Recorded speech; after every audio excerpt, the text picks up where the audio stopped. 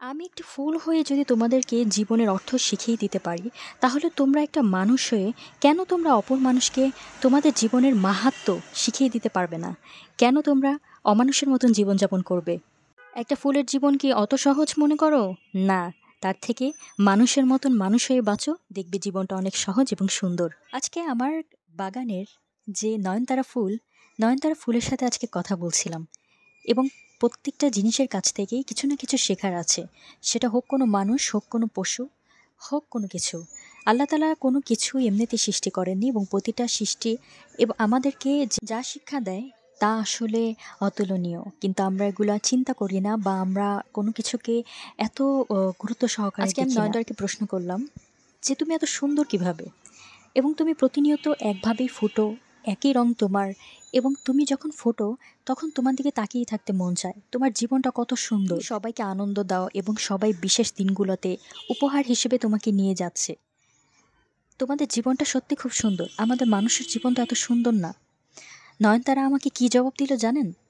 নয়নতারা আমাকে জবাব দিল, "তোমাদের জীবন আমাদের চেয়ে আরো বেশি সুন্দর। তোমরা মানুষ, আল্লাহ তাআলার সৃষ্টির সেরা জীব। কিন্তু তোমরা নিজেরাই নিজেদের জীবনটাকে আমাদের থেকেও নিকৃষ্ট জীবনের মতন বানিয়ে রেখেছ। আমরা সকালবেলা ফুটি এবং সন্ধ্যা পর্যন্ত আমরা একটানা আমাদের সুবাস এবং আমাদের সৌন্দর্য দিয়ে প্রত্যেকটা মানুষকে বিমোহিত করে রাখি। আমাদের জীবন শুধু এতটুকুই। এর পরের দিন আমি ঝরে পড়ে যাই এবং আমার বদলে একই ডাল থেকে হয়তো আমার আরেকটি ভাই অথবা আরেকটি বোন তোমাদের কাছে ধরা দেয়। কিন্তু তোমাদের জীবন কি এরকম চলমান?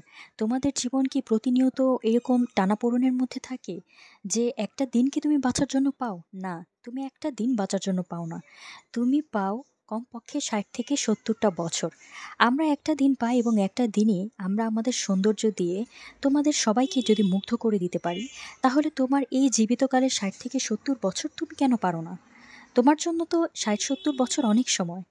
যখন তুমি বড় হও, বড় হওয়ার পর তুমি কমপক্ষে ৩০ থেকে ৪০ বছর তুমি অনায়াসে সময় পাও। কেন তুমি তোমার জীবনটাকে তোমার নিজের মতন করে গড়ে তোলো না? কেন তুমি হতাশায় ডুবে থেকে তোমার যৌবন, তোমার বার্ধক্যকালগুলো তুমি নষ্ট করছো? মানুষ হিসেবে তুমি কি শুধুমাত্র খাওয়া, ঘুম, চাকরি, জীবিকা, সংসার, সন্তান এগুলোর জন্য কি তুমি পৃথিবীতে এসেছো?